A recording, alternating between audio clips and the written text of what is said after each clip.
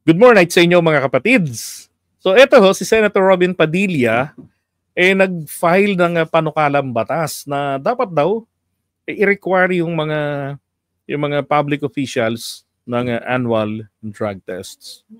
I totally agree po mga kababayan. At ang alam ko, meron po talagang ganyan na drug testing talaga dapat. Alam ko dati pang presidente kina Pinoy may ganyan eh. Kung bakit dito pagdating na sa Marcos administration, yan ang issue nila. Bakit? Dahil nawala ba yan sa panahon ni Pino ni Duterte? Alam ko meron din eh. 'Di ba? Alam mo purpose lang naman talaga nito dahil nga ang narrative nila sa pangulo ay addictus. 'Di ba? Yung sinasabi rin ni Maharlika, yung kwentong yan ang galing kay Amy Marcos. Ngayon, nagbabasagan sila ng kapwa DDS, di ba? So, nagbubukingan. So, ngayon, ito yung kanyang i-final. Yan. Naalala ko lang po kasi dati, last year, ito hong si Pulongski, nag-file din po ng kapareho. Ito naman, routine drug test. From president and then to other elected officials. Kay Robin ay annual. So routine din po yung kay Robin Padilla. Mukhang kinuha yung bill, kinopya ni Robin, final sa Senate. Diba? Na wala naman hong masama rito. Ang masama lamang po rito, yung intensyon nila. Kasi intensyon nila rito, pahiyain ang ating Pangulo. Diba?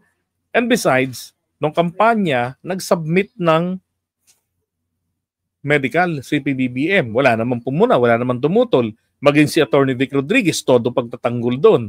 Diba? Kaya lang, alam niyo naman si Attorney, talagang bitter sa mundo, kalaunan, kontra-kontra niya na. O, yan yung kay Pulong. Diba? Yan naman ang gusto nilang gawin ipahiya lang ang ating Pangulo dyan Kapag nag-negatibo, sasabihin nila, ginamit ang impluensya kasi o kaya naman sinadya ng testing company, ng lab company na gawing negative kasi mapapahiya ang Pangulo ng Pilipinas and therefore ang ating bansa ang mapapahiya. Di ba? Ganun lang ang sasabihin nila. Wala silang paniniwalaan kasi ang gusto nilang mangyari, mapabagsak ang Pangulo. So kung ano yung magandang maging resulta, ayaw nila yan. Isa lang ang gusto nilang mangyari. Makapagpa-negative result ay makapagpa-positive result diyan sa drug testing. 'Di ba?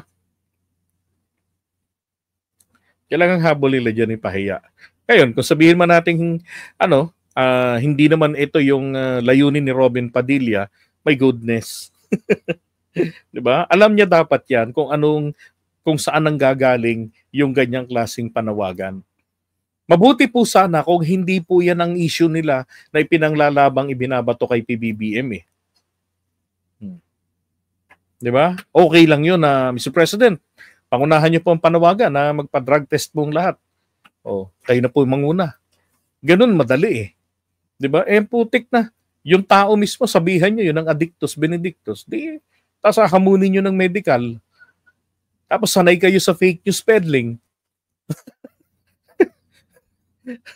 Malabo yan. Di ba? Ay, naku. Tsaka kung ikaw ang presidente, common sense, di ba, napakagunggong mo katulad ni Digong kung magdodroga ka.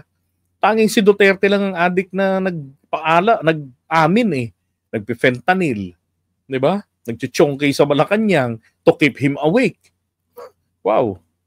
Swerte na lang, merong immunity siya noon. Hindi siya hinuhuli.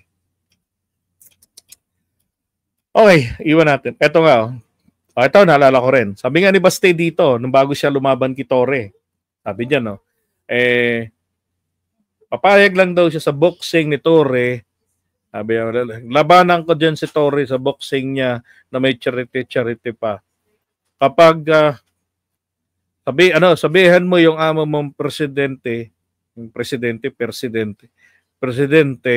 na hair follicle drug test. Lahat ng mga elected officials. Pati rin si PBBM. Tapos pag ginawa ng Pangulo, pagtatawanan nyo. Diba na, bakit mo ginawa kung wala ka naman talaga, hindi ka nagdroga. Nagdroga ka, tagal na yan, panawagan, Ngayon ka lang sumunod kasi pinahugas mo muna katawan mo. Ay nako, mga DDS talaga.